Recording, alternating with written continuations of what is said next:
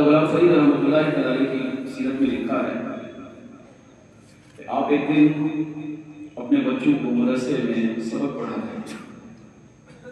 تو بعض طلباء کی عادت ہے کہ ان کے ذہن میں کوئی سوال آتا ہے نا تو فوراً پوچھتے ہیں. اچھا یہ سمجھ میں نہیں آیا. اچھا استاد کی عادت ہوتی ہے کہ استاد پڑھاتے پڑھاتے پھر پوچھتا ہے بیٹا سمجھ میں آیا. بعض طلباء کو آ جاتا ہے وہ کہتے ہیں ہاں. بعض کو نہیں آتا تو وہ کہتے ہیں نہیں. اچھا بعض کو نہیں آتا تو کہتے ہیں ہاں آیا. اب جو کہتے ہیں نہیں آیا نا تو اس کو پھر سمجھاتے ہیں. تو آپ نے پڑھاتے پڑھاتے اشعار پڑھا رہے تھے اس کا ترجمہ سکھا رہے تھے تو معراج شریف کا شعر پڑھا جس کا ترجمہ یہ تھا کہ محب نے محبوب کو رجب کی 27ویں شب پیر کی مبارکہ معراج میں بلایا اور محبوب نے محب کو شب معراج سر کی آنکھوں سے دیدار دی. سبحان اللہ. جب یہ ترجمہ اس کو سمجھایا نا تو ایک شاگرد نے کہا استاد مجھے سمجھ میں نہیں آیا. آپ نے اس کو پیار محبت سے سمجھایا, اس کو دلائل دیے قرآن کی, بزرگان دین کے واقعات بیان کیے. وہ نہیں مانا, کہا استاد سمجھ میں نہیں آیا کہ آپ کو چلا رہا ہے. وہ تھوڑا دور پڑ گیا تو اس کو قریب بلایا. جب قریب آیا نا وہ اس کی گردن پہ ہاتھ رکھا. اب اسے ایک پیچھے دیوار دی تو گردن سے پکڑ کے ایک جھٹکا دیا. آپ کے شاگردوں نے لکھا کہ جیسے حضرت نے جھٹکا دیا نا دیوار میں سوراخ ہو گیا اور یہ سوراخ سے باعث. پھر ہاتھ کو واپس بڑھایا تو ہاتھ وہی گردن پر ہے, وہ سامنے ہو گیا. پھر دوبارہ پڑھا, گردن سے پکڑی, چھوڑا نہیں. پھر جھٹکا دیا تو دیوار سے باہر, پھر پکڑا تو واپس آپ کے قدموں میں. اس طرح آپ نے اس کو 7 جھٹکے دیے. پہلے جھٹکے میں ہی بے ہوش ہو گئے, حالت غیر ہو گئی. مگر آپ رکے نہیں. سرکی نے کہتے ہوئے یہ فرمایا انہیں گئے انہیں آئے, اس طرح گئے اس طرح آئے.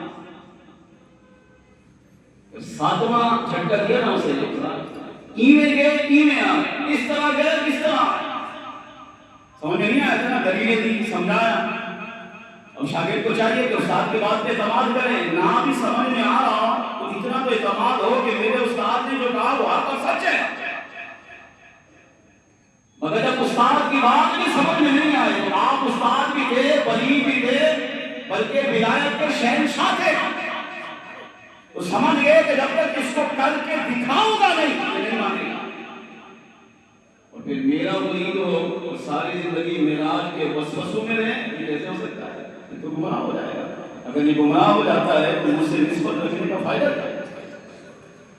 اب اسے گردن سے پکڑ کے 7 جھٹکے, ایویں گئے ایویں آئے, اس طرح گئے اس طرح آئے. 7واں جھٹکا دے کر چھوڑا نا بے ہوش ہو چکا. وہاں پانی لاؤ, شاگرد اٹھے, پانی لے کر آئے, پانی کے چھینٹے مارے. اب اسے ہوش میں آیا. اب ہوش میں آیا تو قدموں میں گر گیا. اب رو رہا ہے اور کیا کہہ رہا ہے, کہا حضرت ایک جھٹکا اور دے دیجیے. سبحان اللہ. وہ بندہ جو معراج کو مان ہی نہیں رہا. تو رول الرحمت نے سلام و اللہ ان کے ملالات پر نازل کرے کیسے روک سکتے. وہ بندہ جو شاگرد ہونے کے باوجود مان نہیں رہا, کہہ رہا ہے ایک جھٹکا اور دو. تو شاگرد جو برابر میں بیٹھے تھے ان کو حیرت ہوئی. کہا تو بتا, ایک جھٹکے میں تیری حالت غیر ہو گئی, 7 جھٹکوں میں تو بے ہوش ہو گیا ہے. ہوش میں نہیں آ رہا تھا, پانی کے چھینٹے مارنے پڑے. اب ہوش میں آنے کے بعد پہلا سوال یہ کر رہا ہے ایک وجہ کیا ہے؟ کہا وجہ یہ ہے اللہ کی قسم جب آپ نے میری گردن سے پکڑ کر پہلا جھٹکا دیا تو ایک جھٹکے سے میں پہلے آسمان پر پہنچ گیا. پہلا آسمان کہاں ہے؟ علماء مورخین نے لکھا اس زمین سے لے کر پہلے آسمان تک کا فاصلہ 500 سال کا ہے. 500 سال تک ایک بندہ ایک گھوڑے پر سوار ہو کر مسلسل سفر طے کرتا رہے. جتنا سفر 500 سال کے بعد جا کر طے ایک جھٹکے سے اٹھنا سفر طے فرما دیا ہے۔ آپ نے دوسرا جھٹکا دیا، میں دوسرے آسمان پر، میں تیسرا، چوتھا، پانچواں، چھٹا، جہاں تک کہ آپ نے ساتواں جھٹکا دیا، میں ساتویں آسمان پر تھا، سدرۃ المنتہا تک پہنچ چکا تھا۔ اب کہہ رہا ہوں حضرت ایک جھٹکا اور دے دے تاکہ سدرۃ المنتہا پر پہنچ کر بیت المعمور کو جو رب کریم نے فرشتوں کا قبلہ بنایا ہے اس کا دیدار بھی کروں، فرشتوں کا دیدار بھی کروں۔